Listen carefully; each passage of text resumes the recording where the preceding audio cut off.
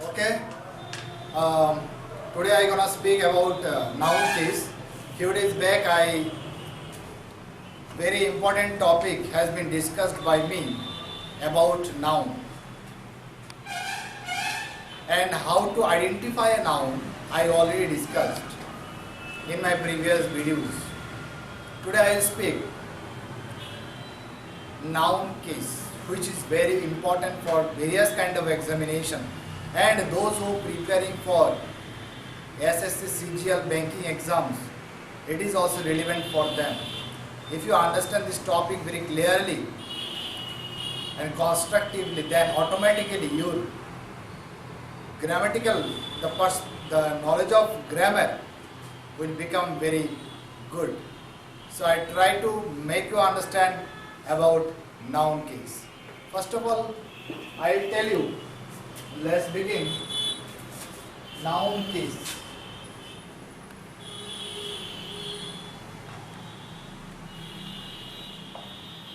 We have to study today about noun case, okay? So, why do we study about noun case? I have seen most of the students, they learn the definition of case or noun case, but we don't learn the definition. We have to understand the application of any topic or function of a topic, function of a noun. We have to understand the function and application.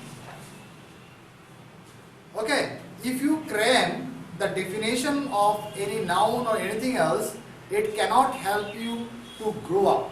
It cannot help you to boost up your knowledge. So, for that reason, I will tell you the application of noun case. So we need to understand what is the types of noun case. How many types of noun case are there? So I will write one by one. You can write also with me. Number one is types of noun case. Types. First one is that nominative case. What? Nominative case. And sometimes some grammarian, they are also called it subjective case. Okay, nominative case or subjective case. Second one is accusative case. One by one I will discuss. First of all, I will write all the types of noun case, then I will discuss one by one. Okay. Number 3 is dative case. Number 4 is genitive case. Genitive case also called possessive case.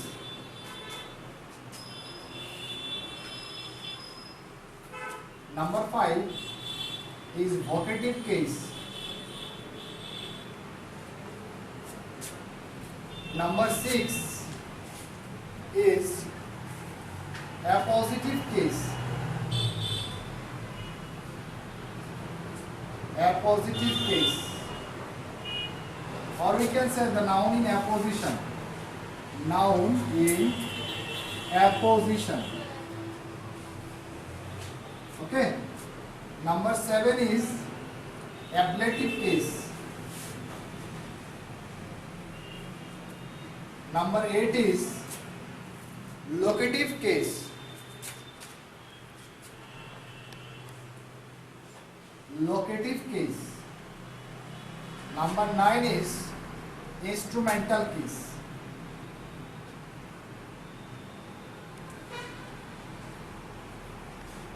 Okay. So all these are very important. Okay.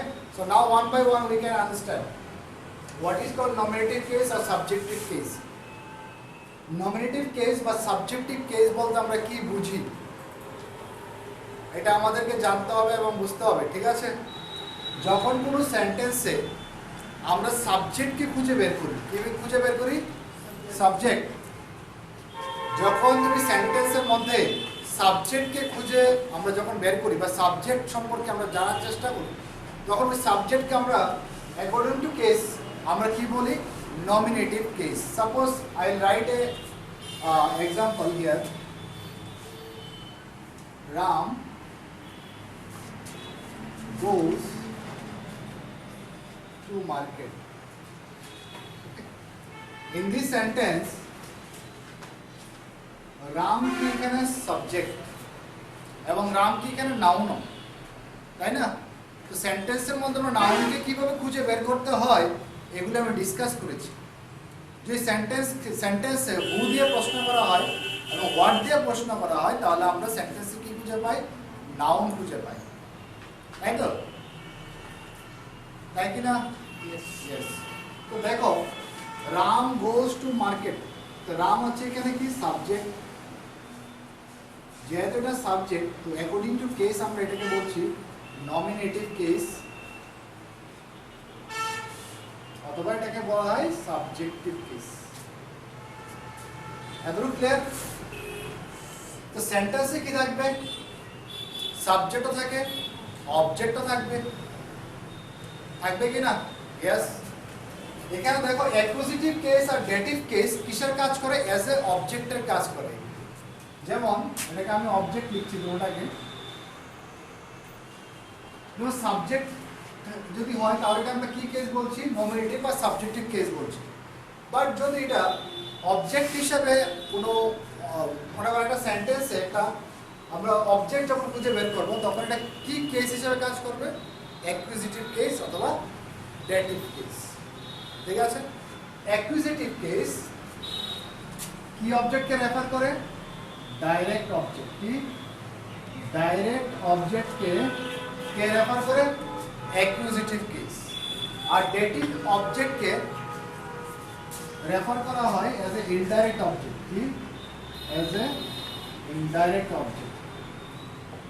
ওকে, দুটোই object, একটা direct object, একটা হচ্ছে indirect object. এখন what is direct object and what is indirect object I will discuss later on. Okay, next is genitive case. এখানে একটা question, nominative case বা subjective case আমরা খুঁজে কিভাবে পাবো সেন্টেন্সের মধ্যে? সেন্টেন্সকে যদি তুমি হু দিয়ে প্রশ্ন করো, তাহলে আমরা সেন্টেন্সে কি খুঁজে পাবো, সাবজেক্টিভ কেস খুঁজে পাবো। আর অ্যাকুজিটিভ কেস বা ডাইরেক্ট অবজেক্ট যদি সেন্টেন্সে খুঁজে বের করতে হয়, তাহলে কি দিয়ে কোশ্চেন করবে, হোয়াট দিয়ে কোশ্চেন করবে। কি দিয়ে কোশ্চেন করবে, হোয়াট দিয়ে কোশ্চেন করবে। যদি হোয়াট দিয়ে কোশ্চেন করো, তাহলে আমরা সেন্টেন্সে ডাইরেক্ট অবজেক্ট পাবো, which is exist in accusative case. Okay, সেন্টেন্সের মধ্যে ইনডাইরেক্ট অবজেক্ট যদি খুঁজে বের করতে হয়, তাহলে আমরা কি দিয়ে কোশ্চেন করব, হোম দিয়ে কোশ্চেন করব। কি দিয়ে কোশ্চেন করব রে, হোম দিয়ে কোশ্চেন করলে আমরা সেন্টেন্সে ইনডাইরেক্ট অবজেক্ট পাবো, যেটা হচ্ছে কি ডেটিভ কেসের মধ্যে পড়ে। বুঝতে পারছো সবাই? Very good. What is called genitive case? Genitive কেসটা আগে আমি একটা এক্সাম্পলের মাধ্যমে বুঝাই। দেখো, যদি আমি একটা এক্সাম্পল লিখি এখানে, রাম ওয়াইফ, কি লিখলাম, রামস ওয়াইফ। জেনেটিভ কেসকে আমরা কি বলছি, এখানে পজিটিভ কেসে বলছি। তার মানে কোনো সেন্টেন্সের লাস্টে যদি অ্যাপোস্ট্রফি এস থাকে, তাহলে এটাকে আমরা বলবো জেনেটিভ কেস। ওকে, যেমন এখানে হবে রামস ওয়াইফ।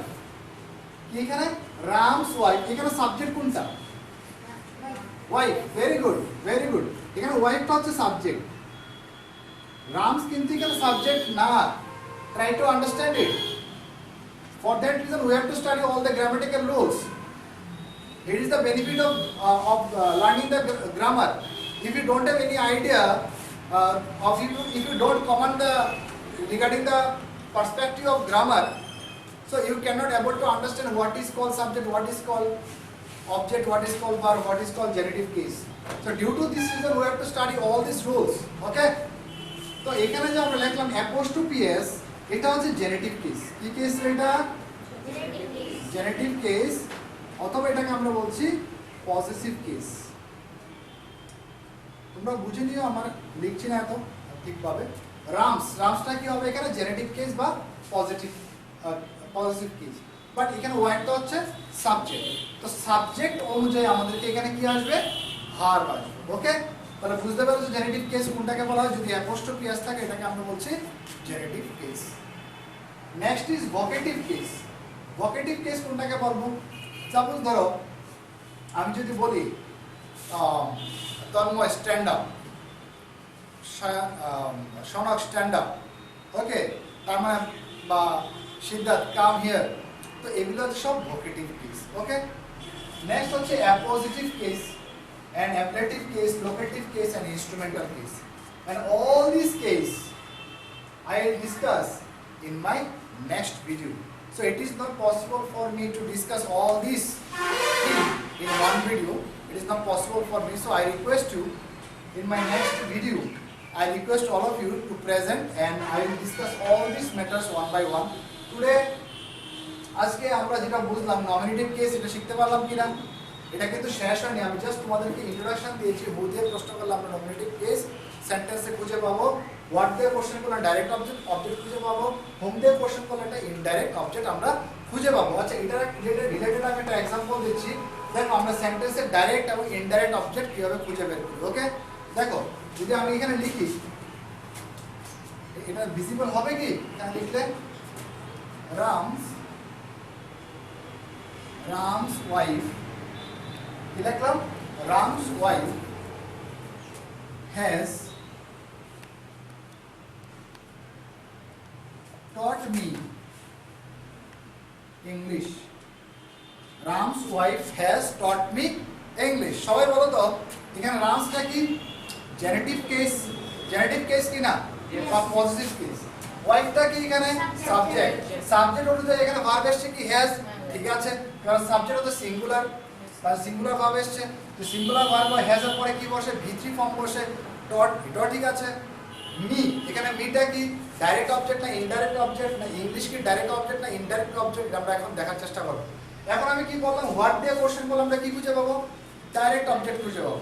তো সেন্টেন্সের ডাইরেক্ট অবজেক্ট আমি কিভাবে খুঁজে পাবো, হোয়াট দিয়ে কোশ্চেন করলে, এখন এটাকে আমরা হোয়াট দিয়ে কোশ্চেন করব, করবো কি না? তো কোশ্চেন করো, what has Ram's wife taught me, answer কি খুঁজে পাবে, English.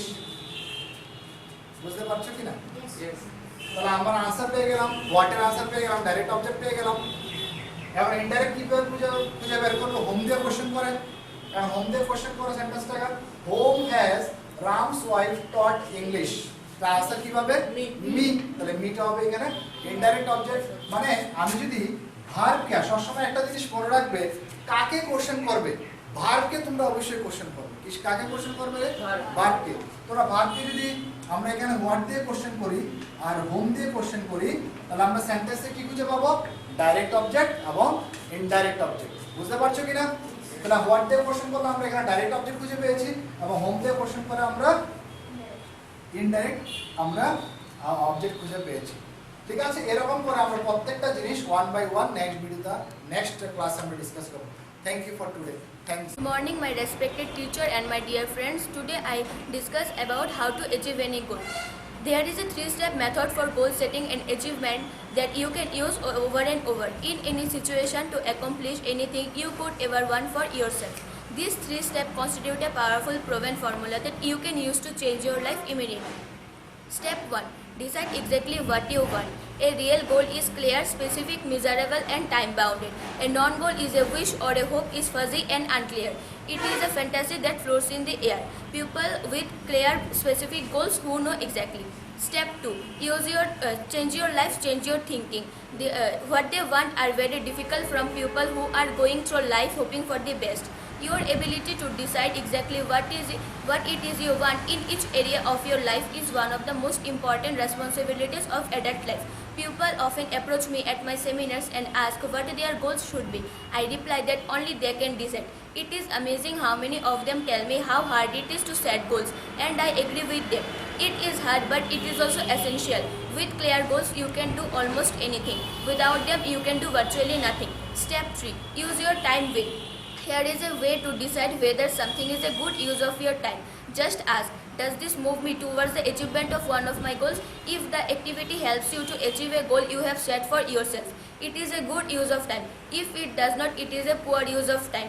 When you get into the habit of only doing those things that move you towards the achievement of your goal, your life will take off, your results will improve. You will soon find yourself busy every hour of every day. You will have no time left to spend on activities that are not helping you in some that are not activities to achieve one of your goals. When you set clear goals for yourself and you know exactly what you want, you will become increasingly impatient with activities that are not helping you in some way. You will watch less television, you will listen to less radio, you will read the newspapers quickly if at all. You will spend time only with people you enjoy, people you can learn and benefit from. But as the old saying goes, if you don't know where you are going, any road will take you there. Thank you.